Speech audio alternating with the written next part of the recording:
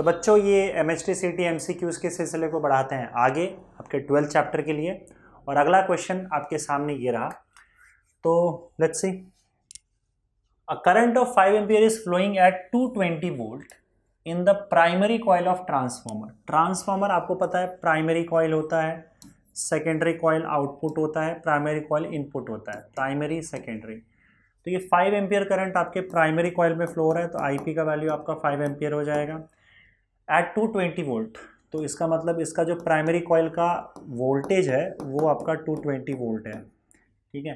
In the primary coil of the transformer if the voltage produced in the secondary coil is 2200 volt and 50% of the power is lost. देखो 50% power loss हो गया है, तो इसका मतलब 50% ही बचा है, तो इसका मतलब आपकी एफिशिएंसी जो है वो 50% है। 50% आपका पावर लॉस हो गया है, तो आउटपुट पावर जो है वो इनपुट पावर का 50% है।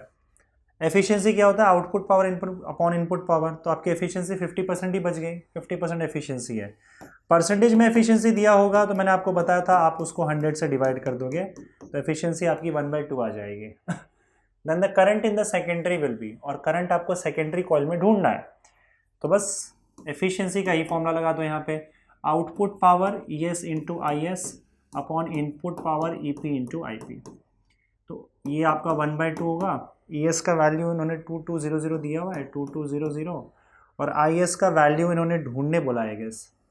Current in the secondary coil, हाँ ढूंढने कहा गया है, तो IS का वैल्यू यहाँ पे आ जाएगा। EP का वैल्यू 220 मल्टीप्लाइड बाय IP का वैल्यू 5 हो जाएगा, तो 0 0 1 ज़ा 1 ज़ा 0, 5 1 ज़ा 5, 5 2 ज़ा 10, तो IS का वैल्यू 1/4 आ रहा है यार।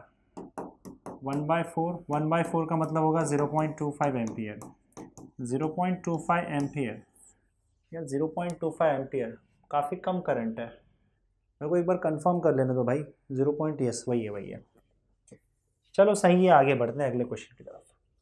Whenever a magnet is moved towards or away from a conducting coil, an EMF is induced, the magnitude of which is independent of। अच्छा देखो, कॉइल के पास अगर आप मैग्नेट लेके जाओगे तो फ्लक्स चेंज हो जाता है, या तो उसके पास जाओ या तो उससे दूर लेकर जाओ, दोनों में फ्लक्स चेंज होता है, जिसकी वजह से कॉइल में EMF इंड्यूस हो जाता है या करंट आ जाता है, ठीक है, इतना बोला गया है, ओके। अब ये जो EMF आ रहा है ये किन चीज़ों पे डिपेंड करेगा? देखो EMF इस बात पर डिपेंड करेगा कि आप फ्लक्स कितनी जल्दी चेंज कर रहे हो। फ्लक्स का फॉर्मूला क्या होता है बताओ? d/dt of B into A into cos theta, यही होता है। मान लो तुमने आगे पीछे लेके गए तो कॉस थीटा में तो कोई बदलाव आएगा नहीं, ना ही कॉइल का एरिया चेंज होगा। A कॉस थीटा बाहर निकाल लो, किस पे डिपेंड करेगा? dB/dt पे। तो आपका EMF किस पे डिपेंड कर रहा है बताओ? आप मैग्नेटिक फील्ड कितने तेजी से चेंज कर रहे हो, dB/dt। मैग्नेटिक फील्ड और कॉइल के बीच में एंगल कितना है, थीटा, और इसका एरिया कितना बड़ा है, इन चीज़ों पे डिपेंड कर रहा है। तो number of turns of the coil, हाँ इसमें एक और चीज़, अगर नंबर ऑफ टर्न ज़्यादा हो तो आप फ्लक्स में n से मल्टीप्लाई कर देते हो तो n भी बाहर आ जाएगा आपका। तो आपका EMF number of turns, area, theta और मैग्नेटिक फील्ड कितनी तेजी से बदल रहा है, इन सब चीज़ों पे डिपेंड करता है। Number of turns, strength of the magnetic field, yes B पे डिपेंड करेगा।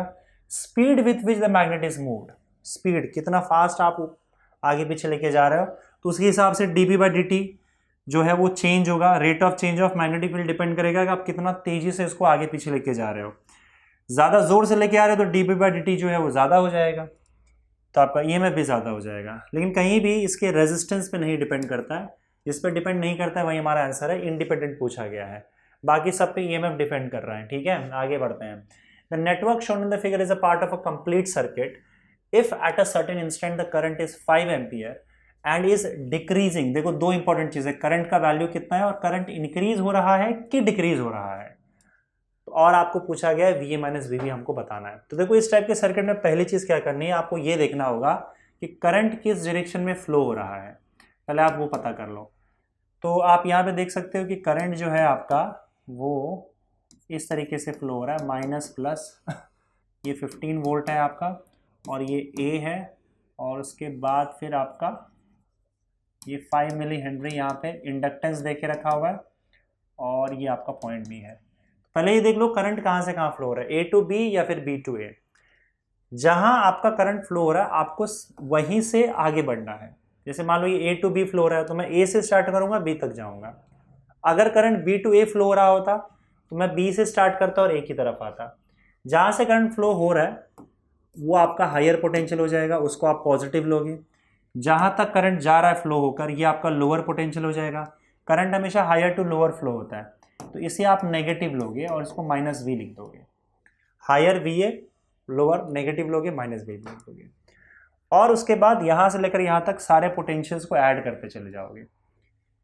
तो जैसा किरचॉफ्स लॉ हम यूज करते हैं वैसे यूज करेंगे, लेकिन किरचॉफ्स लॉ में क्लोज लूप होता है, यहाँ पे ओपन लूप है। तो इस पॉइंट से इस पॉइंट तक स्टार्ट करके आप सारे ईएमएफ और पोटेंशियल डिफरेंस जितने भी दिख रहे हैं सबको ऐड करके जीरो कर दोगे। तो शुरुआत करते हैं यहाँ पे पोटेंशियल डिफरेंस वी ए से।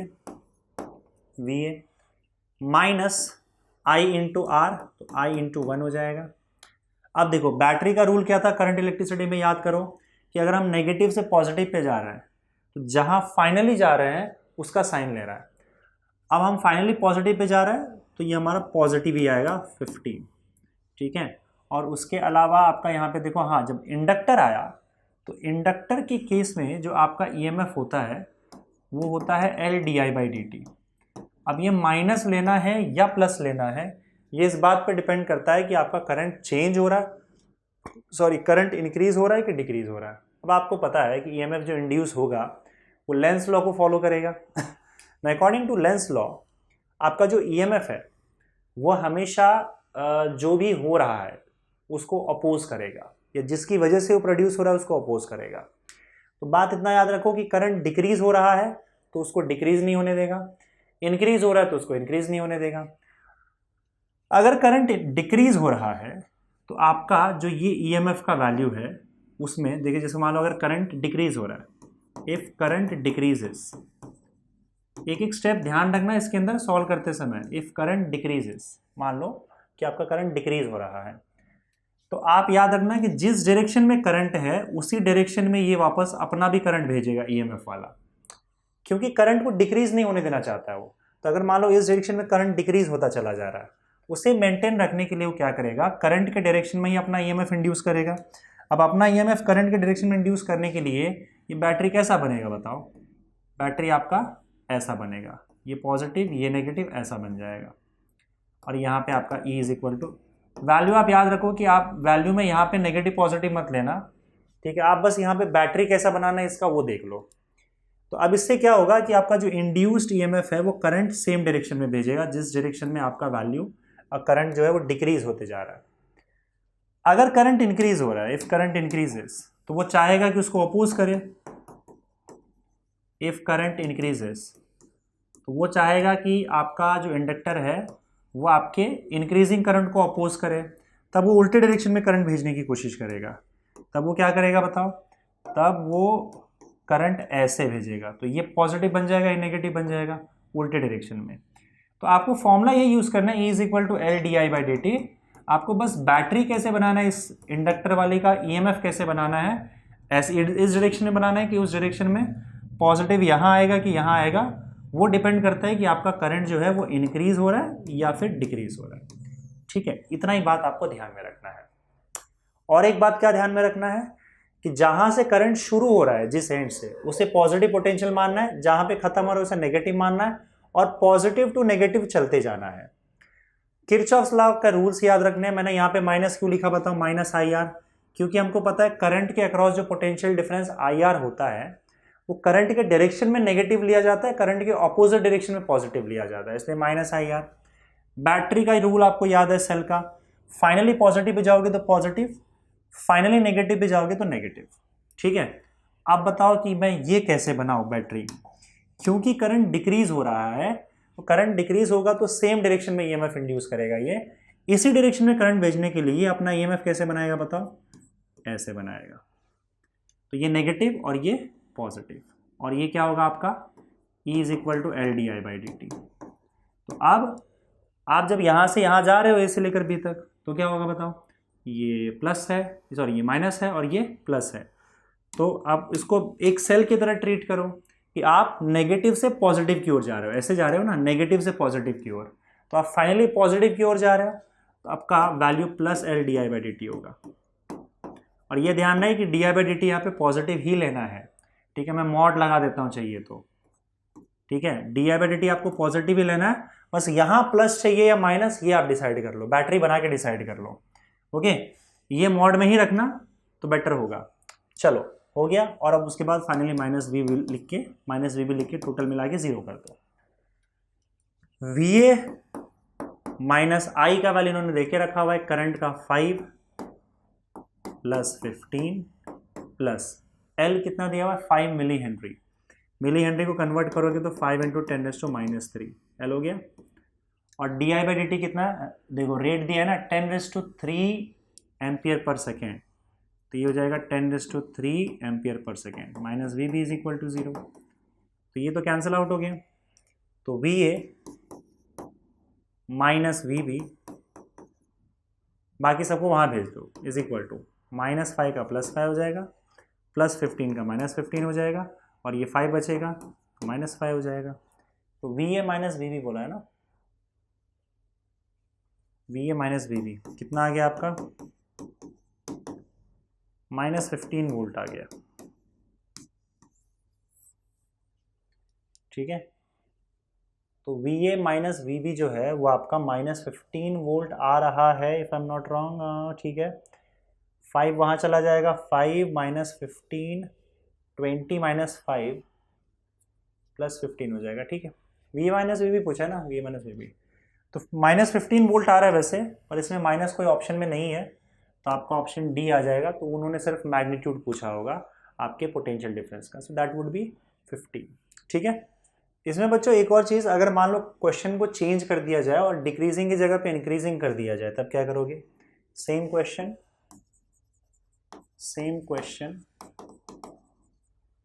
बस फर्क क्या है, current increasing at the rate 10⁻³ ampere per second, मतलब 10⁻³ है ना, 10⁻³ एम्पियर पर सेकेंड। तो यहाँ बस फर्क क्या है, आपका डिक्रीजिंग के बजाय इंक्रीजिंग हो गया।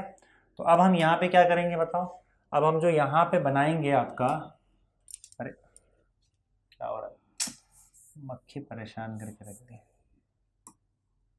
तो देखो आपका ये पॉइंट ए है, ये रेजिस्टेंस 1 ओम का, उसके बाद आपका बैटरी है, और बैटरी आपका कुछ ऐसे है, एंड देन आपका इंडक्टर है, और उसके बाद आपका वी आ गया। तो आप देखो पहले करंट कहाँ से कहाँ फ्लो हो रहा है, करंट ए से लेकर बी तक फ्लो हो रहा है, ठीक है। तो ए हायर पोटेंशियल मान लेंगे हम लोग, ये अज्यूम कर लेंगे भले हो या ना हो, और इसे -V मान लेंगे, और ए से लेकर बी तक आप अप्लाई करोगे। ना इस बार करंट इंक्रीज हो रहा है, तो वी ए किरचॉफ्स लॉ चालू कर दो, -I × R, और फिर आपका, अच्छा ये सॉरी, ये पॉजिटिव यहाँ है और नेगेटिव यहाँ था ना, ऐसे था ना, पॉजिटिव यहाँ था नेगेटिव यहाँ था, तो ये आपका 15 वोल्ट। तो फाइनली आप कहाँ पे जा रहे हो, नेगेटिव से पॉजिटिव पे जा रहे हो, तो फाइनली पॉजिटिव पे जा रहे हो, तो +15 हो जाएगा। फिर यहाँ पे देखो, अब क्योंकि करंट इंक्रीज हो रहा है, तो इसको इंक्रीजिंग करंट को अपोज करने के लिए अब ये उल्टे डायरेक्शन में करंट, मतलब यहाँ भेजेगा करंट। तो E इज इक्वल टू फिर से LdI/dt, मैंने कहा था आपको इसमें मॉड ले लो। तो इस बार हम क्या करेंगे, आप बैटरी ऐसे बनाएंगे उल्टा। अब अगर आप यहाँ से यहाँ जाते हो तो आप पॉजिटिव से नेगेटिव पे जा रहे हो, मतलब फाइनली आप नेगेटिव पे जा रहे हो। तो अब इस बार आप क्या करोगे, -LdI/dt लोगे, +LdI/dt नहीं, -LdI/dt, और फिर -VB इज इक्वल टू 0 कर दो। बाकी वैसे ही करना है काम, VA करंट का वैल्यू 5 + 15, इस बार माइनस हो जाएगा, L का वैल्यू 5 × 10⁻³ था, dI/dt 10⁻³ था, सब कुछ सेम था, बस यहाँ पे ये नेगेटिव आ गया क्योंकि इस बार करंट इंक्रीज हो रहा है डिक्रीज होने की बजाय। तो ये हो जाएगा VA -15 -5 -10 हो जाएगा, ये तो गया, और +15 -10 -VB इज इक्वल टू 0। तो VA - VB अगर आप सॉल्व करोगे यहाँ पे, तो 15 माइनस 10 क्या होता है, 5 होता है। इस बार आपका वैल्यू -5 वोल्ट आ जाएगा। ठीक है, 15 माइनस 10 प्लस 5 हो जाएगा, वहाँ जाके -5 हो जाएगा। तो इस बार आपका जो पोटेंशियल डिफरेंस -5 आ जाएगा। उसी क्वेश्चन को मैंने थोड़ा सा चेंज कर दिया, ऐसा भी आ सकता है। A transformer works on the principle of mutual induction, ये तो मैं आपको बता चुका हूँ, म्यूचुअल इंडक्शन पे वर्क करता है ये। आगे बढ़ते हैं। A long solenoid with 15 turns per centimetre has a small loop of area 2 centimetre square place inside the solenoid. चलो ये क्वेश्चन थोड़ा सा टाइम टेकिंग है, अच्छा क्वेश्चन है, इसको आराम से सॉल्व करते हैं। तो आपके पास है एक लॉन्ग सोलेनॉइड, तो ये रहा आपका लॉन्ग सोलेनॉइड, इसके बीच में है आपका एक कॉइल। अब ये कॉइल हो सकता है इसमें 1 टर्न हो, 2 टर्न हो, जितने भी टर्न्स हो, देखते हैं वो क्या बोलने की कोशिश कर रहा है। A long solenoid with 15 turns per centimetre, तो लॉन्ग सोलेनॉइड जो है इसका नंबर ऑफ टर्न्स पर सेंटीमीटर दिया हुआ है। तो नंबर ऑफ टर्न्स कितना है, 15 पर सेंटीमीटर, पर हमें मीटर में लेना है। तो हम क्या करेंगे, इसको कन्वर्ट करेंगे, 15 अपॉन सेंटीमीटर को मीटर में कन्वर्ट करोगे तो क्या हो जाएगा, 10⁻² मीटर हो जाएगा। तो ये कितना हो जाएगा, 10⁻² पर जाएगा तो 1500 पर मीटर। तो पर मीटर आपका 1500 आ गया। ये number of turns per unit length दे के रखा हुआ है। पर सेंटीमीटर बोल दिया तो पर यूनिट लेंथ मतलब स्मॉल है। Has a small loop of area 2 centimetre square placed inside the solenoid. अब ये जो तुमको लूप दिख रहा है ना, इसका मैं सब कुछ येलो में लिखता हूँ, इसका एरिया आपको दे के रखा है, इस छोटे से लूप का जो बीच में डाल के रखा हुआ है, और उसका एरिया 2 सेंटीमीटर स्क्वायर है। तो 2 सेंटीमीटर स्क्वायर की बात करें तो 2 × 10⁻⁴ मीटर स्क्वायर कर देते हैं मीटर स्क्वायर में कन्वर्ट हो गया। If the current carried by the solenoid changes steadily from 2 ampere to 4 ampere in 0.1 second.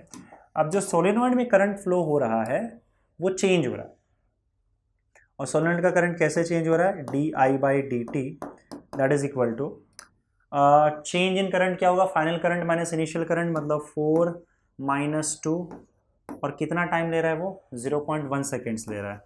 तो ये हो जाएगा आपका 2/0.1 that is equal to 20 ampere per second. ये चेंज इन करंट आ गया पर यूनिट टाइम, या फिर rate of change of current solenoid का करंट चेंज हो रहा है। The induced EMF in the loop while the current is changing is nearly. अब ये जो लूप आपको दिख रहा है इसके अंदर कितना ईएमएफ इंड्यूस होगा, ये हमको पता करना है। समझ गए ना। देखो ये ईएमएफ इंड्यूस होगा ही क्यों, रीजन सिंपल है कि आपका जो सोलेनॉइड है उसका क्योंकि करंट चेंज हो रहा है, उसका करंट चेंज होगा तो उसका मैग्नेटिक फील्ड भी चेंज होगा। वही मैग्नेटिक फील्ड इस लूप के थ्रू पास हो रहा है, तो लूप के थ्रू वो मैग्नेटिक फील्ड चेंज होगा तो मैग्नेटिक फ्लक्स चेंज होगा। मैग्नेटिक फ्लक्स चेंज होता है तो इसकी वजह से ईएमएफ इंड्यूस हो जाता है अकॉर्डिंग टू फैराडेस लॉ। तो इस छोटे से कॉइल में क्योंकि मैग्नेटिक फ्लक्स चेंज हो रहा है इसलिए ईएमएफ इंड्यूस हो जाएगा, और मैग्नेटिक फ्लक्स चेंज इसलिए हो रहा है क्योंकि आपका सोलेनॉइड का करंट चेंज हो रहा है। इसको अलग अलग तरीके से सॉल्व करने के हम सीधा सा फॉर्मूला यूज करेंगे, जो भी ईएमएफ इंड्यूस होगा that will be equal to d∅dt। Minus d∅dt होता है लेकिन हम मॉड में लेंगे चेंज इन फ्लक्स। ये किसका फ्लक्स चेंज हो रहा है, कॉइल का फ्लक्स चेंज हो रहा है इसलिए उसमें ईएमएफ आ रहा है ना। फ्लक्स का फॉर्मूला क्या होगा बताओ, फ्लक्स का फॉर्मूला क्या होता, कॉइल का नंबर ऑफ टर्न्स देके रखा है क्या इन्होंने, a long solenoid with 15 turns per centimetre has a small loop of area 2 centimetre square. नहीं कुछ नहीं दिया हुआ है, तो छोटे वाले लूप का कोई नंबर ऑफ टर्न्स नहीं दिया हुआ, तो आप मान के चलते हैं कि इसमें सिर्फ एक ही नंबर ऑफ टर्न है। मैंने तो इतना सारा बना दिया है मेरे हिसाब से, अब एक ही टर्न होगा मान के चलेंगे क्योंकि इसका कुछ दिया नहीं इन लोगों ने, तो हम क्या करेंगे इसको एक ही टर्न इस तरह से मान के चलेंगे। ठीक है, बाकी आपका सोलेनॉइड है तो सोलेनॉइड बना दो, इसका एक ही टर्न मान के चलेंगे। तो एक ही टर्न है तो नंबर ऑफ टर्न्स लिखने की जरूरत नहीं। फ्लक्स का फॉर्मूला क्या होता है, B/A। कॉस थीटा यहाँ पे 1 हो जाएगा। रीजन क्या है, देखो एरिया वेक्टर और मैग्नेटिक फील्ड, कॉइल है ना, मैग्नेटिक फील्ड तो ऐसे ही जा रहा है, अब एरिया वेक्टर जो होगा वो एरिया के परपेंडिकुलर ऐसे ही जाएगा, तो यहाँ पे थीटा का वैल्यू 0, कॉस थीटा 1 हो जाएगा। B/A कॉस थीटा होता है पर कॉस थीटा वाला पार्ट नहीं आएगा यहाँ पे। ठीक है, मैग्नेटिक फील्ड चेंज हो रहा है, एरिया चेंज नहीं हो रहा है, तो एरिया बाहर आ जाएगा आपका डेरिवेटिव के, एरिया तो फिक्स ही रहेगा ना इसका। Change in magnetic field upon dt ऐसे आ गया। चलो एरिया, ना मैग्नेटिक फील्ड क्या होता है, मैग्नेटिक फील्ड किसकी वजह से आ रहा है, सोलेनॉइड की वजह से। तो सोलेनॉइड के अंदर जो मैग्नेटिक फील्ड होता है उसका होता है फॉर्मूला, और सोलेनॉइड के मैग्नेटिक फील्ड का फॉर्मूला क्या होता है, mu naught N into I, ये होता है formula, mu naught N into I. अब देखो इसमें सिर्फ करंट चेंज हो रहा है, बाकी कुछ भी चेंज नहीं होगा, नंबर ऑफ टर्न्स फिक्स है, म्यू नॉट फिक्स है, बाहर ले आओ सबको, तो ये आपका वैल्यू क्या हो जाएगा, ए म्यू नॉट और एन बाहर आ गया, और आपका बचा के अंदर D I by D T. बस सारे वैल्यूज डालो, आपको ईएमएफ मिल जाएगा। तो E is equal to A, area का वैल्यू कितना दिया हुआ है, 2 इंटू 10⁻⁴, तो 2 इंटू 10⁻⁴ आ जाएगा। म्यू नॉट का वैल्यू आपको पता है 4 पाई इंटू 10⁻⁷ होता है, म्यू नॉट का वैल्यू डाल दिया।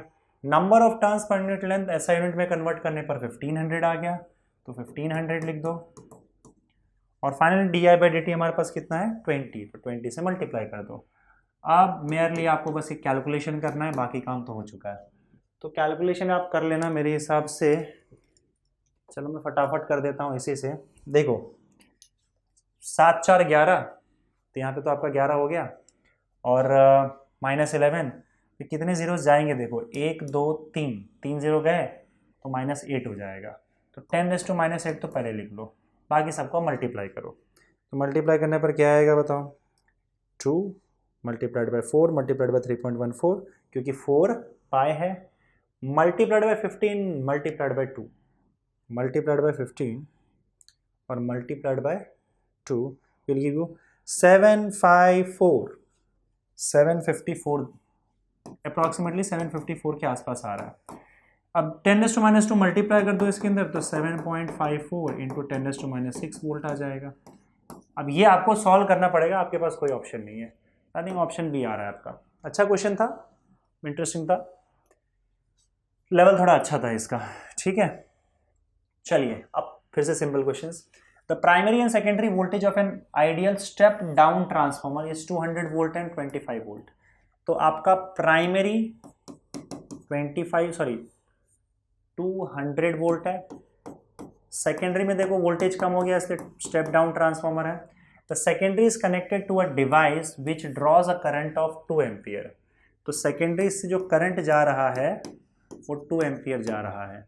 करंट इन द प्राइमरी कितना होगा वो बताया जा रहा है। अब आपको यहाँ पे जो है वो करंट के बारे में पूछा गया है, तो एफिशिएंसी की फॉर्मूले की ज़रूरत पड़ती, लेकिन अगर एफिशिएंसी के बारे में कुछ नहीं दिया है तो हम मान के चलेंगे कि ये आइडियल ट्रांसफॉर्मर है। और मैंने आपको बताया था कि अगर एक आइडियल ट्रांसफॉर्मर होता है तो उसकी एफिशिएंसी हम 1 मान के चलेंगे, और ऐसे केस में आप ये वाला फॉर्मूला यूज़ कर सकते हो, NS/NP is equal to ES/EP which is equal to IP/IS हो जाता है। ये सब लिख के दिया है, आप एक बार फॉर्मूला देख लेना। तो इसमें इसकी तो ज़रूरत नहीं है क्योंकि नंबर ऑफ टर्न्स के बारे में बात नहीं की। ES का वैल्यू 25 हो जाएगा, तो 25, EP का वैल्यू इन्होंने 200 दे के रखा है, इज इक्वल टू IP का वैल्यू को चाहिए और IS का वैल्यू 2 डाला हुआ है। तो हो गया ये 2 1s are 2 into 100, तो IP का वैल्यू आपका 0.25 एम्पियर हो जाएगा, और उन्होंने मिली एम्पियर में दिया हुआ है। तो आप एक काम करो, 3 0 आगे, मतलब 3 डेसिमल आगे चले जाओ, तो ये 250 हो जाएगा इंटू 10⁻³ एम्पियर हो जाएगा, और 10⁻³ एम्पियर आपको पता है मिली एम्पियर होता है। तो 250 मिली एम्पियर आपका इसका आंसर होना चाहिए, ऑप्शन बी। आगे बढ़ते हैं अगले क्वेश्चन की तरफ। The magnetic flux through a coil of resistance R changes by an amount ΔΦ। तो एक कॉइल है, इस कॉइल के थ्रू मैग्नेटिक फ्लक्स चेंज हो रहा है। अब मैग्नेटिक फ्लक्स चेंज होगा तो इसमें EMF इंड्यूस होगा। इस कॉइल का रेजिस्टेंस देकर रखा है आपको R। अब देखो अगर इसका मैग्नेटिक फ्लक्स चेंज हो रहा है तो in time ΔT the total quantity of induced electric charge will be, कितना इलेक्ट्रिक चार्ज इंड्यूस हुआ है ये पता करने बोला है। यार एक काम करो, देखो जो EMF इंड्यूस होता है उसका फॉर्मूला क्या होता है, dφ/dt होता है। अब dφ का मतलब क्या होता है, चेंज इन फ्लक्स, और dt क्या है, कितने टाइम में फ्लक्स चेंज हुआ है। तो E इज इक्वल टू क्या हो जाएगा, देखो इन्होंने चेंज इन फ्लक्स को ΔΦ लिखा हुआ है और टाइम को ΔT लिखा हुआ है, D की जगह डेल्टा लिख दिया, तो हम भी वही करेंगे ΔΦ/ΔT। और E ई मतलब voltage, voltage is equal to current into R हो जाएगा, that is equal to delta phi by delta T. अब टाइम को हम डेल्टा टी ही लिख के चल रहे हैं, ठीक है। अब बताओ करंट क्या होता है, ये फिर से लिखता हूँ, I R is equal to delta phi by delta T लिख दिया हम लोगों ने। अच्छा मुझे एक बात बताओ कि करंट क्या होता है, करंट चार्ज अपॉन टाइम होता है, तो करंट इज चार्ज और टाइम को हम यहाँ पे डेल्टा टी लिख रहे हैं तो यहाँ पे भी डेल्टा टी लिखेंगे, into R is equal to delta phi by delta T हो जाएगा। डेल्टा टी यहाँ से कैंसिल आउट हो जाएगा और आपका जो चार्ज है, इंड्यूस चार्ज जो ढूंढने के लिए बोला गया था, वो डेल्टा फाइव बाय आर हो जाएगा। डेल्टा फाइव बाय आर आपका ऑप्शन सी आ जाएगा, ठीक है। चलिए आगे बढ़ते हैं बच्चों। A graph of magnetic flux versus current I is drawn from for 4 inductors A, B, C, D. Larger value of self inductance is for inductor. सबसे ज्यादा सेल्फ इंडक्टेंस किसका है, तो देखो सेल्फ इंडक्टेंस का एक फॉर्मूला होता है, phi is equal to L is equal to phi upon I होता है। इन्होंने फाई और आई का ग्राफ प्लॉट करके रखा हुआ है, तो भाई इसका स्लोप निकाल लो। स्लोप क्या हो जाएगा बताओ, जो ग्राफ आपके ओरिजिन से पास होता हो, जो स्ट्रेट लाइन आपके ओरिजिन से पास होता हो, उसका स्लोप जो होता है वो सीधा y बाय एक्स होता है, सीधा y बाय एक्स होता है। कोई भी पॉइंट उठा लो, उसका y कोऑर्डिनेट ले लो, x कोऑर्डिनेट ले लो, डिवाइड कर दो। अब तुमने y पे क्या प्लॉट करके रखा हुआ है, फाई प्लॉट करके रखा हुआ है, x एक्सिस पे i, तो इसका स्लोप हमें क्या दे देगा बताओ, फाई बाय आई देगा, which is nothing but l। तो जिसका स्लोप ज़्यादा उसका l ज़्यादा, सिंपल सी बात है, ठीक है। तो स्लोप किसका सबसे ज़्यादा भाई, तो देखो x एक्सिस के साथ जो जितना ज़्यादा एंगल बना रहा है, अगर वो एक्यूट एंगल की हम बात करें, जितना ज़्यादा एंगल बना रहा है उसका उतना ज़्यादा स्लोप होता है। क्योंकि अगर हम स्लोप की बात करें किसी भी लाइन की, और ये थीटा है आपका, तो स्लोप जो होता है उसका दो फॉर्मूला होता है, एक तो y2 minus Y one upon x2 minus x1, दूसरा tan थीटा होता है। तो थीटा जितना ज़्यादा होगा उतना ही ज़्यादा स्लोप होगा, तो इस वाले का स्लोप ज़्यादा है, इस वाले का स्लोप कम है। जिसका सबसे ज़्यादा स्लोप होगा उसका सबसे ज़्यादा एल होगा। तो स्लोप इज इक्वल टू आपका सेल्फ इंडक्टेंस एल आ गया ना, तो सबसे ज़्यादा स्लोप किसका है बताओ, ए का है, इसलिए सबसे ज़्यादा इंडक्टेंस किसका होगा, ए का होगा। और ए ऑप्शन बी में डाल के रखा है, ये तो बड़ा अजीब ही है, ए में बी है, बी में ए है, सी में डी है, डी में सी है, ऑप्शन बी आ जाएगा। ऑप्शन बी आएगा क्योंकि बी में ए ऑप्शन दिया हुआ है, जो कि हमारा ए वाला जो ग्राफ है उसका मैक्सिमम स्लोप है, सबसे ज़्यादा स्लोप है, तो उसका सेल्फ इंडक्टेंस एल भी सबसे ज़्यादा होगा। आगे बढ़ते हैं अगले क्वेश्चन की तरफ। 3 pure inductors of inductance of 3, ये क्या लिखा हुआ है, हेनरी है, कितनी बार टाइप कर दिया, each are connected as shown in below. The equivalent inductance of the circuit, circuit का इक्विवेलेंट इंडक्टेंस कैसे निकालोगे, देखो अगर मान लो इसका इंडक्टेंस L है, इसका L है और इसका L है, तीनों का L है, और L का वैल्यू क्या है, L का वैल्यू 3 हेनरी है। इसको पॉइंट A पकड़ लो, इसको पॉइंट B पकड़ लो, और ये आपका ठीक है चलो इतना ही चलेगा। अब आपको करना क्या है बच्चों, आपको कनेक्शंस देखने याद रखना, कनेक्शंस देखने हैं और कनेक्शंस में तीनों को एडजस्ट करो, ये रहा A, ये रहा B। अब आप देखो कि ये वाला एक एक इंडक्टर को पकड़ो और उसमें लगाते चले जाओ कि कौन किसके बीच में है। अगर कोई नया पॉइंट डिफाइन करने की जरूरत पड़े तो नया पॉइंट डिफाइन कर देंगे। तो देखो यहाँ पे आप देखोगे कि आपका जो ये इंडक्टेंस है, ये पॉइंट ए, इसका एक एंड तो पॉइंट ए पे जा रहा है और दूसरा एंड जो है वो यहाँ पे कनेक्टेड है दूसरे इंडक्टर के पास। पर आप देखो कि ये दूसरा एंड जो है वो एक वायर के साथ बी में भी कनेक्टेड है। तो आप बोल सकते हो कि आपका ये एक इंडक्टर का एक हिस्सा ए में जा रहा है और उसका जो दूसरा हिस्सा है वो किसी तरीके से आपके बी में चले जा रहा है, एक वायर के थ्रू कनेक्ट होकर। तो मतलब ये वाला इंडक्टर आपके ए और बी के बीच में कनेक्टेड है। तो आप क्या करोगे, इसको ए और बी के बीच में कनेक्ट कर दो ऐसे, ठीक है। और भी कनेक्शंस है, ए से एक और वायर निकल रहा है जो इसके पास जा रहा है, तो मैं एक काम करता हूँ, इसको सी और डी नाम दे देता हूँ, ठीक है। पर आप देखो सी और बी एक ही पॉइंट है, क्योंकि सी बी से कनेक्टेड है। तो अगर वायर से कनेक्टेड है तो दोनों सेम पॉइंट हो जाते हैं। इसका मतलब आपको क्या करना है, बी के पास ही सी लिख देना है, बी के पास ही सी लिख देना है, क्योंकि बी और सी आपस में कनेक्टेड है, दोनों सेम पॉइंट हो गए। और ए और डी कनेक्टेड है तो ए को ही आपको डी भी लिख देना है, समझे। चलिए, तो अब हमको पता चल गया आपका एल किसके बीच में कनेक्टेड है, बताओ, ए और सी के बीच में कनेक्टेड है, ए इधर सी इधर।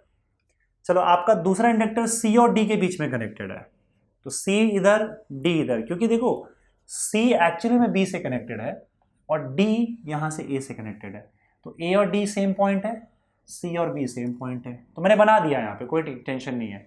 ये L किसके बीच में कनेक्टेड है? C और D के बीच में, C इधर D इधर, इसको C और D के बीच में कनेक्ट कर दो, ठीक है, L L। तीसरा वाला L जो है इंडक्टर जो है वो D और B के बीच में कनेक्टेड है, तो D इधर है और B इधर है, तीसरा वाला भी D और B के बीच में कनेक्टेड है, तो इसका मतलब ये पैरेलल कॉम्बिनेशन हो गया, ये केस आपके पैरेलल कॉम्बिनेशन का है। इसको बनाया भले ही ऐसा गया है पर ये है एक्चुअली में पैरेलल कॉम्बिनेशन में, और पैरेलल कॉम्बिनेशन में जो टोटल इंडक्टेंस होता है वो LP, वो दिया कैसे जाता है 1/LP is equal to 1/L1 plus 1/L2 plus 1/L3, so 1/LP is equal to, अब तीनों तो L L L ही है, तो 1/L plus 1/L plus 1/L that is equal to 3/L, so 1/LP is equal to 3/L, तो इसका मतलब LP is equal to L/3 आ जाएगा, that is your answer L/3। अच्छा L का वैल्यू कितना दिया है? L का वैल्यू उन्होंने देखे रखा है 3 हेनरी, तो 3/3 that is equal to 1 henry आ जाएगा, आंसर आपका 1 हेनरी आएगा, ऑप्शन बी आएगा। आगे बढ़ते हैं, चलो अगले क्वेश्चन में। If a change in current of 0.01 ampere in one coil produces a change in magnetic flux 1.2 into 10⁻² weber in the other coil, then the mutual inductance of the two coils in henry is. दो coil है, अब मान लो पहले coil में current change हो रहा है, तो चेंज इन करंट, और आपको पता है कि आपका जो करंट चेंज होता है वो उस कॉइल में होता है जिसको हम प्राइमरी कॉइल बोलते हैं, तो प्राइमरी कॉइल में जो करंट चेंज हो रहा है वो कितना हो रहा है 0.01 एम्पियर, जिसकी वजह से सेकेंडरी कॉइल में ईएमएफ इंड्यूस हो जाएगा। सेकेंडरी कॉइल में ईएमएफ नहीं, इन्होंने क्या बोला है, change in magnetic flux of in the other coil. अच्छा, दूसरे कॉइल में मैग्नेटिक फ्लक्स चेंज हो रहा है, in the secondary coil magnetic flux change हो रहा है कितना 1.2 into 10⁻² weber, then the mutual inductance आपको M ढूंढना है। अब देखो M का एक फॉर्मूला था, दो फॉर्मूला था, मैंने लिखा के दिया हुआ है, आप एक बार सिनॉप्सिस में चेक कर लेना। एक तो होता है φs/IP, सेकेंडरी का फ्लक्स अपॉन प्राइमरी का करंट। तो अब ऊपर नीचे अगर मैं सपोज करो चेंज की बात करूं तो ये रेशियो ऐसा भी लिखा जा सकता है, चेंज इन, अगर मान लो चेंज होगा φs में तो वही चेंज आप क्या कर सकते हो, यहाँ पे भी निकाल सकते हो, दोनों में चेंज कर दिया तो डेल्टा φs/ΔIP आ गया। φs/IP है, अगर इसमें चेंज हो रहा है तो इसमें भी चेंज होगा, तो आपका M का वैल्यू लेकिन कांस्टेंट होता है, M का वैल्यू जो है वो ये इन दोनों का रेशियो है हमेशा सेम होगा। तो अगर मान लो φs में चेंज हो रहा है तो IP में भी इस हिसाब से चेंज होगा कि φs/IP का वैल्यू M ही रहने वाला है, सेम ही रहने वाला है, तो चेंज इन φs/चेंज इन IP ये भी आपके M के इक्वल होगा। चेंज इन φs कितना दिखा रहा है 1.2 into 10⁻², और चेंज इन IP कितना है 0.01। 0.01 जो है ऊपर जाके 10⁻⁴ कर देगा इसको, तो ये हो जाएगा आपका 1.2, यार ये हेनरी में बोल के रखा है, नहीं नहीं सॉरी, ये 10⁻² ही है ना, तो 10⁻², 10⁻² कैंसल आउट हो जाएगा, सॉरी 1.2 आ जाएगा सीधा, 1.2 हेनरी, ऑप्शन ए आ जाएगा। चलिए आगे बढ़ें अगले क्वेश्चन की तरफ।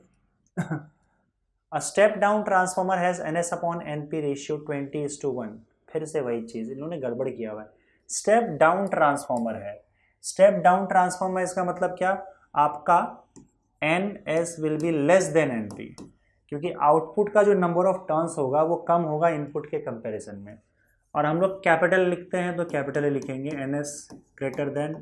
NS will be less than NP, तो इसका मतलब आपका जो रेशियो आएगा वो NS/NP में वो 20:1 नहीं 1/20 आ जाएगा, उसमें गड़बड़ किया हुआ है, ये क्वेश्चन में ही गड़बड़ है अपने आप में, आपको सही करना होगा इसे कि 20:1 तो दिया है रेशियो, लेकिन वो 1/20 आएगा क्योंकि NS का वैल्यू कम होगा NP का वैल्यू ज़्यादा होगा, ये स्टेप डाउन ट्रांसफॉर्मर है। आउटर या फिर जो आपका आउटपुट का नंबर ऑफ टर्न्स होता है सेकेंडरी कॉइल का वो कम होगा, प्राइमरी का ज़्यादा होगा, तो ये 1/20 हो जाएगा। If 8 volt are applied across 0.4 ohm secondary, अब देखो आपका ये प्राइमरी हो गया और ये सेकेंडरी हो गया, सेकेंडरी का रेजिस्टेंस भी देके रखा है जिसको हम RS लिख देते हैं, एंड दैट इज 0.4 ओम ऐसा दिया हुआ है। सेकेंडरी कॉइल का रेजिस्टेंस 0.4 ओम है ऐसा दे के रखा है, और वहाँ पे आपका 8 वोल्ट लगा है, यानी कि सेकेंडरी आउटपुट वोल्टेज दे के रखा है आपको 8 वोल्ट। ठीक है, प्राइमरी करंट पूछा गया है आपसे, प्राइमरी करंट क्या है ये पूछा गया है। अब देखो, अगर इसमें फिर से अगर आपको ट्रांसफार्मर के बारे में नहीं बताया गया कि उसकी एफिशिएंसी क्या है, तो we will assume it to be ideal transformer, ideal transformer. और अगर आइडियल ट्रांसफार्मर आप मान के चलते हो तो आप ये फॉर्मूला यूज़ कर सकते हो, NS upon NP is equal to ES upon EP which is equal to IP upon IS। यहाँ पे I के लिए उल्टा हो जाएगा। NS अपॉन NP पता है हमें ES तो पता है, EP नहीं पता है, IP भी पता नहीं है, IP पता करना है, और IS भी नहीं पता है। IS हम ढूंढ सकते हैं इस इंफॉर्मेशन से। देखो E is equal to IR होता है, तो ES is equal to IS into RS हो जाएगा। तो यहाँ से आप IS ढूंढ लो, that will be equal to ES upon RS। ES का वैल्यू कितना है, 8 है, अपॉन RS का वैल्यू 0.4 है, तो ये कितना हो जाएगा मेरे हिसाब से, ऊपर नीचे 10 से मल्टीप्लाई कर दोगे तो 20 आ जाएगा, 20 ampere if I am not wrong. 80 upon 4, 4 2 8, 20 आ जाएगा। तो IS तो मिल गया आपको 20।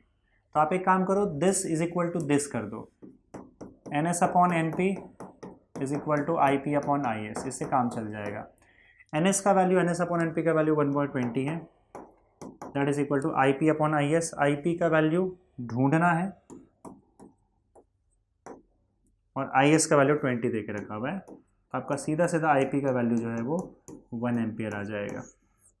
1 एम्पियर इज आंसर, ऑप्शन। ठीक है, चलिए बढ़ते हैं आगे। An aeroplane having a wingspan of 30 meter flies due north with the speed of 180 meter per second. Given magnetic field, the potential difference between the tips of the wings will be। देखो मान लो ये north की ओर आपका ये aeroplane का wing भागे जा रहा है। अब ये जब भागता है तो एक्चुअली ये अर्थ के मैग्नेटिक फील्ड के अंदर भागता है। तो अर्थ के मैग्नेटिक फील्ड के अंदर भाग रहा है, अर्थ का मैग्नेटिक फील्ड जो है वो इसके परपेंडिकुलर होगा। तो याद करो आपको, अब ये देखो एक मैग्नेटिक फील्ड है, मैग्नेटिक फील्ड के परपेंडिकुलर आपका एक कंडक्टर भाग रहा है, क्योंकि आपका जो विंग होता है, जो प्लेन का विंग होता है, प्लेन का क्या बोल सकते हैं आप उसको, ये जो पार्ट होता है, विंग्स पता है ना आप लोगों को, विंग्स को यार हिंदी में क्या बोलते हैं, जो उसके पर होता है, पर तो नहीं बोल सकते हैं पर ठीक है यार, ये क्या बता रहा हूँ। देखो ये एरोप्लेन है, ये उसके विंग्स होते हैं ना, ये विंग्स है। विंग्स को हिंदी में पता नहीं मुझे हिंदी में क्या बोलते हैं उसे, तो उसके हाथ समझ लो ऐसे जो फैले रहते हैं। तो ये एक मेटल की तरह हो गया, आप ये मेटल होता है एक्चुअली में, तो इसका मतलब एक कंडक्टर है। और हमें पता है कि कोई कंडक्टर अगर मैग्नेटिक फील्ड में भागता है, कोई कंडक्टर अगर मैग्नेटिक फील्ड में भाग रहा है तो उसके अंदर EMF इंड्यूस हो जाता है, जिसको हम लोग मोशनल EMF बोलते हैं। और ये ट्रांसलेशनल मोशन की वजह से हो रहा है। ट्रांसलेशन मोशन की वजह से जो भी EMF इंड्यूस होता है उसको हम लोग B into L into V इस फॉर्मूले से कैलकुलेट करते हैं। अगेन सिनॉप्सिस के थ्योरी पार्ट में देके रखा है, ट्रांसलेशन की वजह से और रोटेशन की वजह से half B omega into L square, तो BL भी सीधा। इसका लेंथ देखो कितने वेलोसिटी से भाग रहा है वो देखो, और मैग्नेटिक फील्ड का वैल्यू देखो। मैग्नेटिक फील्ड का वैल्यू 3.6 इंटू 10⁻⁵। लेंथ दिया होगा उसका 30 मीटर है, तो 30, और इसके एंड्स के अक्रॉस जो भी EMF आएगा उसका E वैल्यू E है, इंटू V किस वेलोसिटी से भाग रहा है, 180 से, 180। तो देखो आप यहाँ पे देख सकते हो 18 3 54 इंटू 3.6, ये तो कैलकुलेट करना पड़ेगा आपको भी। तो 3.6 multiplied by 30 multiplied by 180 will give you 19440 into 10⁻⁵। Millivolt में दिया है, तो एक काम करो 2 0 मल्टीप्लाई कर दो, 194.4 इंटू 10⁻³ वोल्ट। 10⁻³ वोल्ट जो होता है वो मिली वोल्ट हो जाएगा, तो ये हो जाएगा 194.4 millivolt, and that is option A. Very simple, आगे बढ़ते हैं। The relation between self inductance of a circuit and the work done in establishing the magnetic flux associated with unit current in the circuit is numerically। आपका self inductance अगर किसी inductor का L है, तो अगर यहाँ पे आप बैटरी लगाकर इसके अंदर करंट फ्लो करवाते हो, ठीक है, तो करंट आने की वजह से इसके अंदर मैग्नेटिक फील्ड आ जाता है, मैग्नेटिक फील्ड आने की वजह से इसके अंदर एनर्जी आ जाता है, ठीक है। अब मान लो इसके अंदर आई करंट डाल के रखा है, अगर आपको आई करंट फ्लो करवाना है then you have to do work. आप जो भी वर्क डन करोगे वो सारा का सारा मैग्नेटिक एनर्जी में चला जाता है, और हमें पता है कि मैग्नेटिक एनर्जी का फॉर्मूला क्या होता है, हाफ एल आई स्क्वायर। तो अगर आई करंट फ्लो करवाना है तो आपको इतना ही वर्क डन भी करना पड़ेगा। एक्चुअली में इतना वर्क डन बाहर का कोई भी सोर्स करता है तो वर्क डन करके ही ये यहाँ पे करंट लाया जाता है, और अगर इतना करंट आपने लाया वर्क डन करके तो आपने जो भी वर्क डन किया होगा वो वर्क डन सारा का सारा मैग्नेटिक एनर्जी में कन्वर्ट हो जाता है, स्टोर हो जाता है। तो जो मैग्नेटिक एनर्जी होता है इसका मतलब उतना ही वर्क डन किया गया है। तो वर्क डन और मैग्नेटिक एनर्जी दोनों का फॉर्मूला सेम होता है, हाफ एल आई स्क्वायर, ठीक है। इन्होंने बोला है कि यूनिट करंट के लिए कितना वर्क डन लगेगा, यूनिट करंट मतलब 1 एम्पियर करंट, 1 एम्पियर करंट के लिए कितना वर्क डन लगेगा वो बताओ। तो इसका मतलब आई का वैल्यू हमें क्या डालना है, यहाँ पे 1 डालना है, तो इससे आपका वर्क डन क्या हो जाएगा, L/2 हो जाएगा, ये तो 1 हो गया, हाफ एल मतलब L/2, तो L इज इक्वल टू क्या हो जाएगा बताओ, 2W हो जाएगा। तो L is equal to 2W आपको कहाँ दिया हुआ है, ऑप्शन डी में दिया हुआ है। चलिए बहुत बढ़िया, आगे बढ़ते हैं अगले क्वेश्चन की तरफ, राइट। चलो चलो चलो, फिर से मक्खी, यस मक्खी मक्खी मक्खी। Next question, the primary coil of a transformer has 200 turns and it's secondary coil has 400 turns. तो प्राइमरी कॉइल के पास 200 टर्न्स है, सेकेंडरी कॉइल के पास 400 टर्न्स है। सेकेंडरी कॉइल के पास नंबर ऑफ टर्न्स ज़्यादा है, इसका मतलब वो स्टेप अप ट्रांसफॉर्मर है, वोल्टेज बढ़ाने वाला है, समझे। तो ठीक है, देखते हैं। Primary coil is connected to an AC supply of 220 volt, primary coil is connected to an AC supply of 220 volt, मतलब प्राइमरी कॉइल का जो वोल्टेज है वो 220 वोल्ट है, and the current flowing through it is 12 ampere, और उस primary coil का current जो है वो 12 एम्पियर है। चलो ठीक है। The voltage and current in the secondary coil is, voltage in secondary coil, current in secondary coil, ठीक है। फिर यहाँ पे एफिशिएंसी के बारे में कुछ नहीं दिया है, then we will assume that it is an ideal transformer, और अगर आइडियल ट्रांसफॉर्मर हम लोग अज्यूम कर रहे हैं तो आपको पता है ना, NS/NP is equal to ES/EP is equal to IP/IS, ये इक्वेशन यूज कर सकते हैं। देखो आपको ES और IS ढूंढना है, तो आप इस वाले फॉर्मूले से ES ढूंढ लो, NS/NP, NS का वैल्यू 400, NP का वैल्यू 200, ES का वैल्यू ढूंढना है, EP का वैल्यू आपका 220 है, तो 0 0 0 0 1 2 20, तो ES का वैल्यू आपका 440 वोल्ट आ जाएगा। चलो ES मिल गया, 440 मेरे हिसाब से सिर्फ एक ही ऑप्शन में है, तो यही ऑप्शन आपका करेक्ट हो जाएगा। फिर भी अगर आपको करंट ढूंढना है तो आप ये वाला इक्वेशन यूज़ कर लो, ES/EP is equal to IP/IS, और आपको IS भी मिल जाएगा। ES का वैल्यू यहाँ पे 440 है, EP का वैल्यू आपको दिया हुआ है 220, IP का वैल्यू 12/IS, तो 1 यहाँ से हो जाएगा 1 ज़ा 2 ज़ा 2 1 ज़ा 2 6 ज़ा, तो IS का वैल्यू आपका 6 एम्पियर आ जाएगा। वही सेम चीज़ वही आने वाला ही था, ठीक है। चलिए आगे बढ़ते हैं बच्चों अगले क्वेश्चन की तरफ। The magnetic induction at the center of a circular coil of area 2 pi meter square is 0.3 Tesla. The magnetic moment of the coil, ये magnetic moment, magnetic induction at the circular coil, ये सारा जो है आपका 10th chapter का है, magnetic fields due to electric current, due to electric current.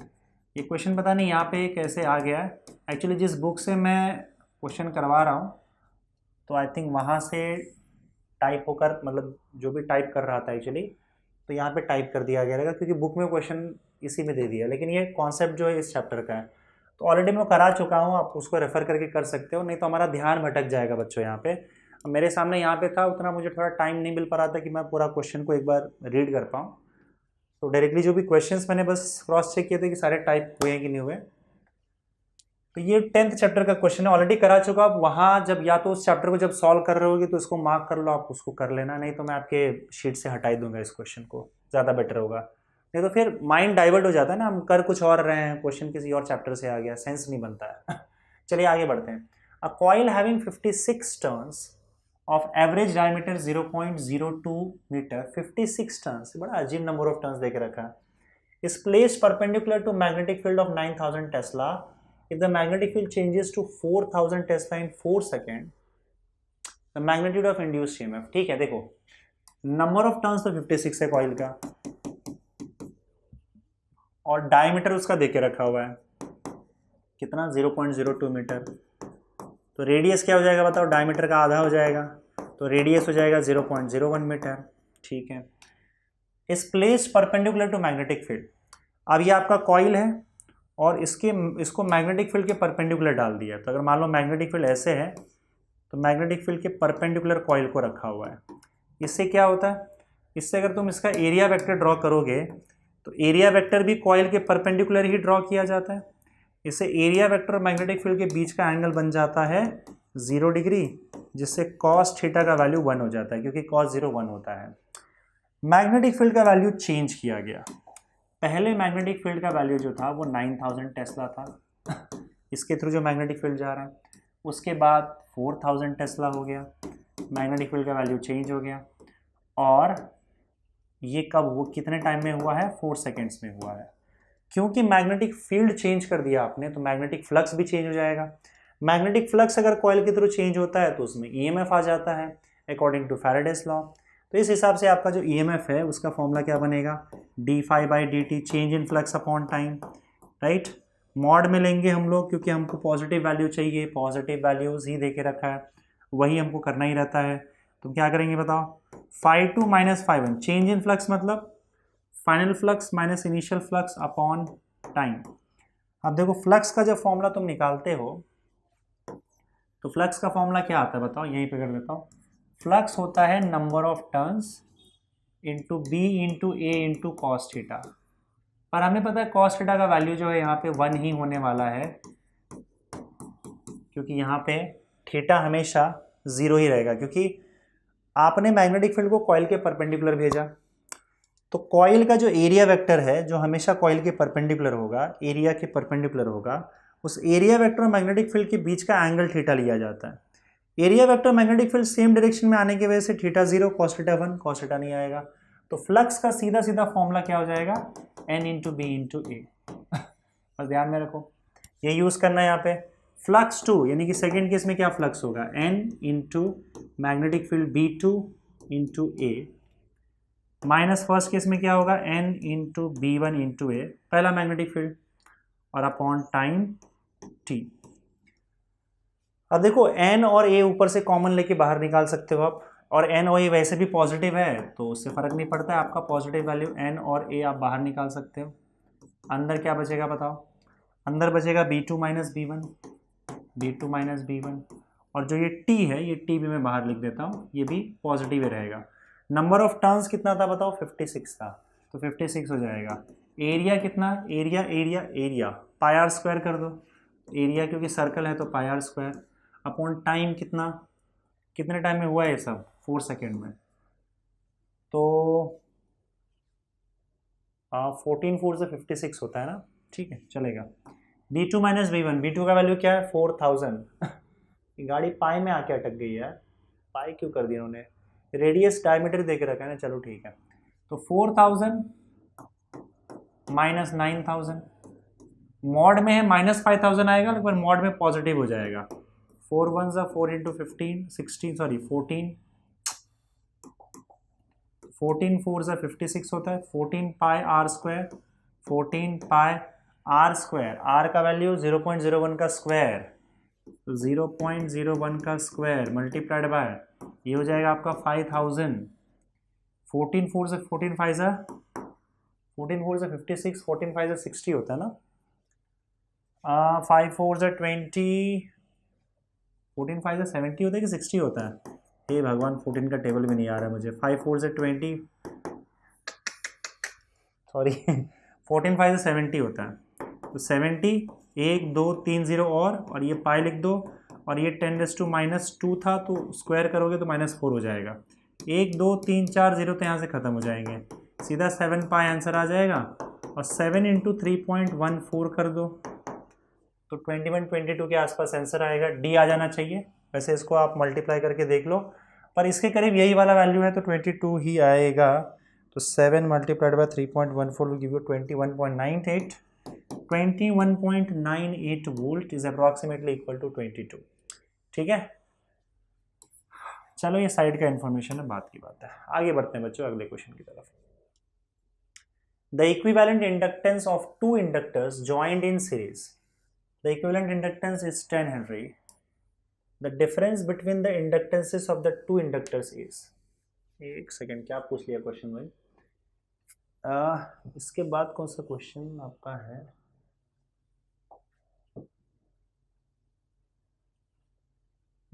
ठीक है, जस्ट अ सेकेंड ना। आई थिंक 2 क्वेश्चन है अपने पास, 2 क्वेश्चन और करेंगे, उसके बाद फिर नेक्स्ट वीडियो पे जाएंगे। एक सेकेंड, ये वाला क्वेश्चन तो हटा ही दो यार। कुछ क्वेश्चंस, एक आध क्वेश्चन यहाँ वहाँ दूसरे चैप्टर से आए, पर ठीक है चलेगा, कोई प्रॉब्लम नहीं। चलिए शुरू करते हैं। क्वेश्चन क्या है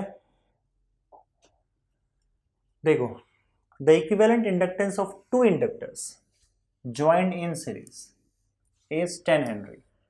अच्छा, 2 इंडक्टर्स को सीरीज में ज्वाइन कर दिया, L1 L2, ऐड कर दो इसको, तो ये इक्विवेलेंट रेजिस्टेंस इंडक्टेंस हो गया इसका। ये टोटल कितना बोला इन्होंने? 10 हेनरी है। ठीक है, the difference between the inductances of the two inductors is, तो इसमें डिफरेंस कैसे पता चल जाएगा? एक बकवास है यार। मैंने क्वेश्चन कंप्लीट नहीं है भाई, क्वेश्चन कंप्लीट नहीं है। क्वेश्चन जाना पड़ेगा अपने को 38 पे, तो 38 पे कहाँ गया? The equivalent inductance of two inductors joined in parallel is 2.4, in series is 10 Henry, और सीरीज में क्या है? अच्छा, the equivalent inductance is 10 Henry। तो इस सीरीज में तो भाई आपका ठीक है, joined in series। इसके अलावा यहाँ पे देखे रखा हुआ है, एक और चीज दिया हुआ है, if joined in parallel, if joined in parallel, मैं यहाँ पे लिख देता हूँ, क्वेश्चन ही गलत कर दिया है। The equivalent inductance of two inductors joined in, यहाँ से क्वेश्चन देखो मैं बता रहा हूँ, यहाँ से मैं अलग कर देता हूँ, in parallel, joined in parallel is 2.4, यहाँ से joined in parallel is 2.4 Henry, is 2.4 Henry, and in series the equivalent inductance is 10 Henry। समझ गया ना?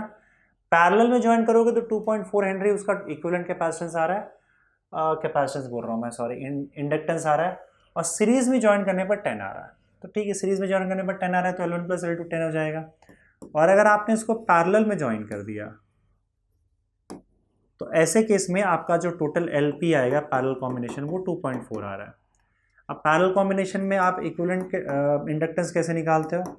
1/LP is equal to 1/L1 + 1/L2, तो ये 1/2.4 आ जाएगा, is equal to 1/L1 + 1/L2। तो अब देखो ये 1/2.4 जो होगा, 1/2.4 that will be equal to, cross multiply कर दो, L2 + L1, L2 + L1 या L1 + L2 upon L1 L2 हो जाएगा। तो 1/2.4 will be equal to L1 + L2 का वैल्यू देखो यहाँ पे अपने पास है पहले से ही 10 है, तो 10/L1 L2 हो जाएगा। तो L1 L2 जो होगा वो आपका 24 हो जाएगा मल्टीप्लाई करके। तो 2 ये इक्वेशन है। देखो इसका एक तरीका ये है, और आपको ढूंढने क्या बोला है? L1 - L2 ढूंढने बोला है। The difference between the inductances L1 - L2 ढूंढने बोला गया है। तो देखो एक तो तरीका ये है आप कि आप यहाँ से L1 का वैल्यू उठाओ, L1 = 24/L2, इसमें डाल दो, या फिर आप यहाँ से L1 का वैल्यू उठा के इसमें डाल दो। आपको एक क्वाड्रेटिक इक्वेशन मिलेगा, उस क्वाड्रेटिक इक्वेशन को सॉल्व कर दोगे तो L2 मिल जाएगा, फिर वापस इसमें डालोगे तो L1 मिल जाएगा, बाद में माइनस कर लेना। एक तरीका ये है, मतलब आप इन दोनों को सॉल्व कर लोगे साइमल्टेनियसली तो आपको मिल जाएगा, क्वाड्रेटिक इक्वेशन बनेगा, सॉल्व हो जाएगा। बाकी एक तरीका मैं आपको बता रहा हूँ कि देखो ये ऐड करके 10 आ रहा है, मल्टीप्लाई करके 24 आ रहा है, आप डायरेक्ट भी ले सकते हो। दो नंबर है, दो नंबर हमें चाहिए, दो नंबर को अगर आप ऐड करते हो 10 आ रहा है, दोनों नंबर को मल्टीप्लाई करके 24 आ रहा है, तो डायरेक्ट हमें पता है कि दो नंबर मिल जाएगा आपको। L1 का वैल्यू 6, या मतलब कोई भी वैल्यू ले लो आप, एक वैल्यू आपका 6, L1 माइनस L2 अगर आपको लेना है, आप मान के चलो कोई भी एक वैल्यू जो है बड़ा मान के चलते हैं कि आपका जो पहला इंडक्टर है उसका वैल्यू बड़ा है, तो L1 का वैल्यू 6 हो जाएगा और L2 का वैल्यू 4 हो जाएगा। दो नंबर जिसको मल्टीप्लाई करके 24 आए और ऐड करके 10 आए, तो ऐसे तो यार हमको पता ही है ना 6 और 4। हालांकि क्वाड्रेटिक इक्वेशन सॉल्व करके ला सकते हो, लेकिन जनरली इस टाइप में ना, जब मल्टीप्लिकेशन और एडिशन दिया हो, नंबर बड़ा सिंपल है, तो आप डायरेक्ट भी पता लगा सकते हो, देख के पता चल जाता है 6 इंटू 4 24 होगा और 6 प्लस 4 10 हो जाएगा, तो 6 और 4 है, माइनस कर लो 2 हेनरी आ जाएगा, 2 हेनरी इज द आंसर। ठीक है, चलिए आगे बढ़ते हैं अगले क्वेश्चन की तरफ बच्चों। चलो, transformer is use to light 110 watt. Just a second, मेरे हिसाब से शायद ये लास्ट क्वेश्चन करते हैं बच्चों, या एक क्वेश्चन और कर लेंगे हम लोग इसके बाद, and will end it. Okay, इसके बाद का चलिए, a transformer is use to light 110 watt 110 volt lamp. अच्छा, लैम्प को अगर लाइट करना है तो आपका लैम्प जो है वो हमेशा आउटपुट में लगा रहेगा, आउटपुट में, और आउटपुट का मतलब होता है सेकेंडरी।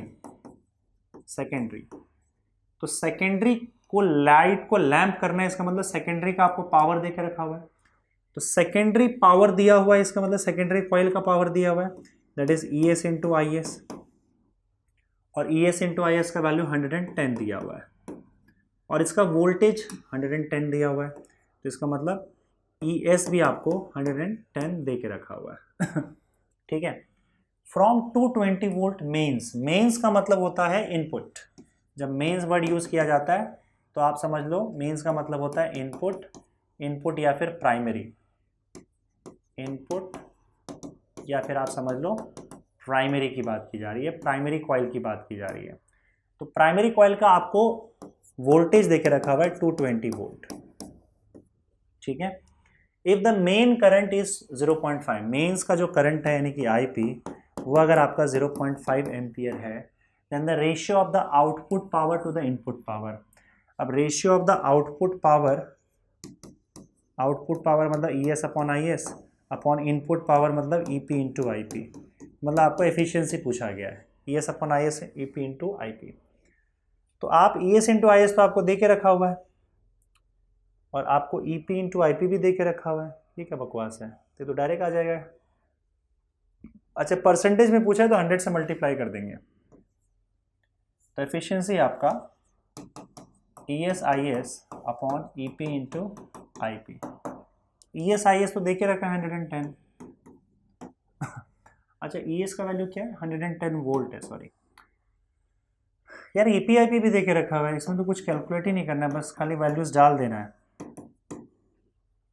220 इंटू 0.5 कितना हो जाएगा ये, 1/2, तो ये तो 100% आ गया, 1 आ गया, ये कैलकुलेट करोगे 1 आ जाएगा। एफिशिएंसी 1 का मतलब क्या होता है, परसेंटेज में आप 100 से मल्टीप्लाई कर दो, 100%। 100% ऑप्शन में है क्या, कुछ तो घपला है भाई, क्या कर रहे हैं हम लोग। 110 इंटू 2, क्वेश्चन चेक कर लो मैं एक बार, क्या है। A transformer is use to light 100 watt, अरे यार 100 वैट है, सॉरी 110 नहीं, यहाँ पे क्वेश्चन में मैंने करेक्शन में भी गड़बड़ कर दिया, 100 watt, I am extremely sorry. भाई तो बोलो यार, तो भी क्वेश्चन में कोई प्रॉब्लम नहीं, खाली वैल्यू अलग लिया था ना, 100 वैट है तो 100 कर दो इसको, 100 वैट है तो E S into I S 100 हो जाएगा, और क्या 100, so that will be equal to 100, ये गया, अरे यार 100 upon E P into I P कितना है 220 इंटू 0.5, तो 220 इंटू 0.5, तो ये क्या हो जाएगा आपका 100 अपॉन 110, ये गया, तो ये आपका 10 अपॉन 11 आ गया। परसेंटेज में चाहिए तो 10 अपॉन 11 इंटू 100 कर दो तो परसेंटेज में आ जाएगा। तो ये कितना हो जाएगा बताओ? 11 9 ज़ा 99, 11 9 ज़ा 99, फिर भी यार 11 9 ज़ा 99, 1000 हो गया ना। 11 9 ज़ा 99 और उसके बाद फिर 10 बच रहा है। नहीं रुको, 1000 डिवाइडेड बाय 11 क्या हो गया भगवान जाने मुझे। 11 9 ज़ा 99, तो 99 तक तो ठीक था, अभी 10 बचा सिर्फ, तो 0 पॉइंट, आप उसके बाद फिर आप उसको 100 डालोगे तो 9, ऐसे कुछ आ जाएगा। 1000 डिवाइड बाई 11 कर लो यार, मेरा दिमाग लगता है काम नहीं कर रहा है, रात हो गई ना काफ़ी। 1000 डिवाइडेड बाई 11 कितना आ रहा है? 90.90 आएगा, परसेंट आएगा। I think this has to be the option, ठीक है, ऑप्शन सी, क्योंकि वही उसके करीब है। तो इस तरीके से आप कैलकुलेट कर सकते हो, कुछ नहीं था इसमें, तो खाली वैल्यूज थे उठा के डाल देना था, एफिशिएंसी का फॉर्मूला लगाना था। Output power upon input power मतलब होता है एफिशिएंसी, और परसेंटेज में पूछा है तो 100 से मल्टीप्लाई करना है, 90.9%, ठीक है। एक क्वेश्चन और कर लेते हैं, चलो देखते हैं last question. Sorry, let's see. Two coils are placed close to each other. The mutual inductance between these coils depend upon. देखो अगर दो कॉइल को आप नज़दीक ले जाकर रखते हो तो भाई वो एक ही चीज़ पर डिपेंड करता है, mutual induction. Mutual induction depend करेगा कि भाई इसका अगर इसके अंदर फ्लक्स चेंज होगा तो कितना ज़्यादा फ्लक्स इसके ऊपर पास हो पा रहा है। इसको कुछ ज़्यादा ही दूर रख दोगे तो फ्लक्स जाएगा ही नहीं। म्यूचुअल इंडक्शन मतलब आपस में इनके बीच में जो है अंडरस्टैंडिंग समझ लो, या फिर इनके बीच में कनेक्शन बैठेगा ही नहीं। कितना स्ट्रॉन्ग कनेक्शन है इन दोनों के बीच में, उसी को आप अब मान सकते हो कि उसको हम म्यूचुअल इंडक्टेंस बोल रहे हैं, एम बोल रहे हैं। तो एम डिपेंड करेगा कि दोनों कॉइल आपस में कितने नज़दीक हैं और किस तरीके से रखे हुए हैं। मैंने अगर आपको बताया था, अगर आपको याद होगा तो, अगर आपने इस कॉइल को ऐसे और ऐसे रख दिया तो इनके बीच में कोई म्यूचुअल इंडक्टेंस नहीं होगा, क्योंकि अगर मान लो इसके अंदर जो फ्लक्स आएगा करंट की वजह से और कुछ चेंज होता है फ्लक्स, तो देखो ये फ्लक्स जब आगे पास होगा मैग्नेटिक फील्ड का, तो आप देखोगे कि ये जो मैग्नेटिक फील्ड है ये यहाँ जा रहा है, और सेकेंड वाले का एरिया वेक्टर कहाँ जाएगा बताओ? क्योंकि कॉइल ऐसे रखा हुआ है तो कॉइल के एरिया के परपेंडिकुलर एरिया वेक्टर ऊपर चला जाएगा। एरिया वेक्टर और मैग्नेटिक फील्ड के बीच में सीधा एंगल बनेगा 90 डिग्री, जिसके वजह से आपका कॉस थीटा जो है वो 0 हो जाएगा। तो अगर आपने सेकेंड कॉइल का फ्लक्स निकाला, इस केस में सेकेंड कॉइल का फ्लक्स निकाला जिसका फॉर्मूला होता है number of turns into B into A into cos theta. अब कॉस थीटा ही 0 हो जाएगा क्योंकि थीटा तो यहाँ पे 90 डिग्री बन जा रहा है सेकेंड केस में, तो आपका फ्लक्स ही 0 हो जाएगा। मतलब पहले वाले का कोई भी फ्लक्स दूसरे वाले में पास नहीं हो पा रहा है अगर आपने 90 डिग्री पे रख दिया, तो इनके बीच में कोई म्यूचुअल इंडक्शन या इंडक्टेंस नहीं होगा ऐसे केस में, समझे। इसी को सीधा रख दिया तो हो जाएगा, फिर तो सारा फ्लक्स पास हो सकता है इसके अंदर। इसको जितना नज़दीक रखोगे उतना ज़्यादा फ्लक्स पास होगा, म्यूचुअल इंडक्टेंस उतना ही ज़्यादा स्ट्रांग होगा एम। तो एम का वैल्यू इस बात पर डिपेंड करता है म्यूचुअल इंडक्टेंस का कि दोनों कॉइल कितने नज़दीक रखे हुए हैं, कितने एंगल पे रखे हुए हैं, कैसे रखे हुए हैं।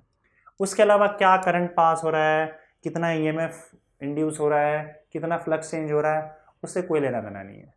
बस कुछ भी चेंज हो रहा है तो वो इसके पास कितना आसानी से पहुंच जा रहा है और कितना ज़्यादा पहुंच जा रहा है, इस बात पर डिपेंड करता है आपका म्यूचुअल इंडक्टेंस।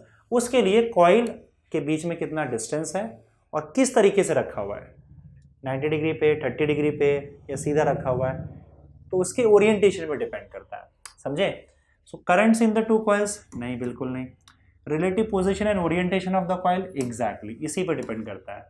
दोनों के बीच में पोजीशन कितना है और ओरिएंटेशन क्या है, एक दूसरे के हिसाब से किस एंगल पे एडजस्टेड है, बाकी किसी चीज़ पे डिपेंड नहीं करेगा। यही हमारा आंसर होगा ऑप्शन बी, समझे। तो बाकी क्वेश्चन बच्चों हम लोग नेक्स्ट वीडियो में देखेंगे। इस वीडियो में बस इतना ही। Okay, thank you.